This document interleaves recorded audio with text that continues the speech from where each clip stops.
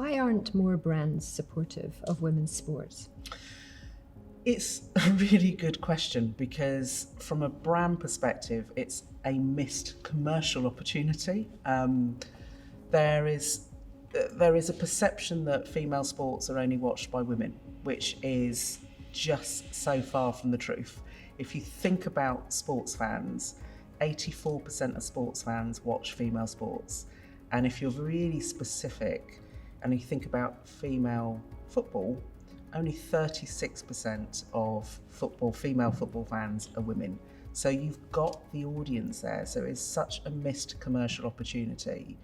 And you see so many brands get behind male sports and they sort of get behind potential. And where it comes to female sport, you have to be proven. You have to have already delivered. You have to have already won championships, normally before brands get involved. And if you think about where female sports are absolutely resonating in terms of the audience, it tends to be with Generation X, it tends to be with Generation Z, and those audiences are audiences that want to see brands that reflect their own beliefs and their own purpose. And essentially, they will pay and put their money where their mouth is when they see brands invest and absolutely resonate with their own purpose. And I genuinely don't understand why more brands aren't doing more, because we will celebrate all sorts of male sports heroes, and there's that absolute opportunity to do the same in terms of female sportswomen and how much they deliver, and the perfection and the drive and the focus and the delivery. So I don't understand it, Judy, because there's a huge opportunity. How much does it have to do then with visibility? Look, visibility is really important, and look, it's increasing for sure, and there are a number of organisations and newspapers which are absolutely covering more female sports, but it's still only about 4% of female sports are actually covered.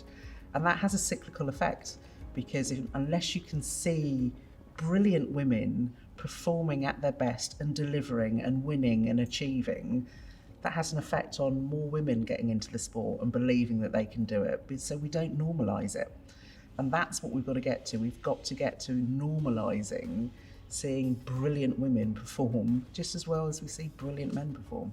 It's been great to get Sports Direct behind Driving Force, and so much of what we've tried to do is to raise the awareness, not just of the great achievements that all the sportswomen have done, but also to raise awareness of the issues and challenges that still exist within women's sport. So what convinced you to get behind Driving Force and women's sport? I mean, firstly, I didn't need any convincing, Judy. It just seems like now's the time. There's no better time, and actually it should have happened a long time ago. With Sports Direct, we are best placed in order to, deliver that information and that access to the right equipment, particularly for young women. We're on every high street, and actually, it's time for change, and it's time for us to talk in a different way to women, because we are 50% of the population. But also, to your point around Gen Z, which is 8 to 23-year-olds, they will be making 67% of purchasing decisions in the household when they come to fruition in terms of age.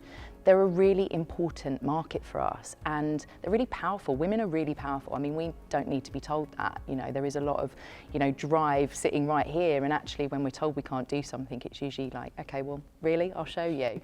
And I think, for Sports Direct to be involved with a project and a series like this, and a movement, for me, that's what this really is. It's really powerful because it puts us out there and says, we're actually taking this really seriously. We're launching a number of initiatives next year which will continue on an ongoing basis, because it's not about a flash in the pan moment, look what we're doing, isn't this great? This is how can we really support, nurture, develop, grow women in sport, so that we're putting women at the front and centre of our campaigns, we're changing our mannequins, we're changing the layout of our stores. We're launching the first ever sports bra destination. I don't know about you, but I was never told what sports bra to wear. And we're taking an approach that we lead with her, but we're supported by him. And this is not about, man bashing. we have a saying in one of our strategic must-dos, which is man down. And that doesn't mean woman up. And that doesn't mean pink it or shrink it. That means let's give women an equal voice, share a voice. And actually what we need to do is bring men on the journey with us. That's the most important thing. Yeah, I find that in my side of sport, that although the coaching workforce is 80% men, it's not about focusing just on the 20% of women. It's actually about educating the 80% of men how to work more effectively with women and girls. Yeah, I mean, I want my daughter to have the same opportunities in sport as my son. And I think there are, you know, for a woman, for a girl, sport at school is often considered a hobby. It's not necessarily considered a profession that you might go into. And I think there's a number of things that we all need to do, which is around educating our children that, you know, girls and boys should have equal opportunities in sport. It's around giving them access to information, access to the right equipment and the right information. And I think it's really about, you know, setting up success for young women through sponsorship and through writing about them and telling their story and giving them a platform and a voice in a really engaging and dynamic way. And that's something that we are really focused on doing. In my sport, I was really aware of the global superstardom that Serena Williams and Maria Sharapova in particular had, globally recognised, not just from their success on the tennis court, but because of the brands that supported them and the advertising campaigns that went around them. And therefore they became role models for young women in whatever sport, not just tennis. How do we get more women up to that level where brands promote them, endorse them, support them? Look, I think it's exactly what Sports Direct are doing. You support and you get involved at grassroots level. And I think more often than not, brands get involved once it's already delivered. It's a bit like, you know, when boys are scouted to play football at a very young age. Yeah. You know, that doesn't happen till later on in the journey. There's not that pathway for young girls. I mean, it's changing now, but it's really how can we create those opportunities? And I think from a brand level, we're looking at, you know, this sort of ambassador program. And I use that term with power because these people are ambassadors from a very young age because they're setting the tone for their sport and that pathway for people behind them. So we're looking at, you know, women that are underrepresented in sport. They are amazing athletes, but how can we really nurture them and take them on that journey? We're working with Women in Sport, the charity, to really understand what the pain points are and what challenges women face. I mean, some are really obvious, right? But not all of them. So how can we create a program as a retailer, as a brand, with our brand partners, arguably some of the biggest brands in the world, to really take those women on their sporting journey and support them at every step of the way. I did some work with Chelsea FC, which used to be Chelsea Ladies, and we changed the name to Chelsea Women's. But when we were talking to the players, you know, they had other jobs. You know, they were mums as well. But you know, the disparity between them and the male players I found just really upsetting. And I think it's about showing women in their true light. You know, Dream Crazy, that campaign that Nike went out with, I could watch that over and over again because it is women being passionate in the most truest sense of the word, and the way that we are demonised for behaving in a way that would be termed something different if a man did it, you know? And I think the more we can do that, the more we can show women being powerful, being real, being radically authentic, you know, then that opens the way and opens the conversation for the generations to come, you know? And that's what I think we all need to do. There's a responsibility for sporting bodies as well. So if I think about the sporting bodies, making sure that you've got representation on all those sporting bodies as well will really change how it's perceived and also change how brands interact as well. So I do think, and you were saying it earlier, it's not about, you know, men bashing at all, because we need our allies to change things, and they're absolutely our allies. But I do think from a sporting body point of view, there are so many sports bodies where the representation of women it's just not there, or if it is, it's minuscule, it's minute. Start with the sporting bodies, because it's good for your sport. If more women are playing your sport, that is good for your sport.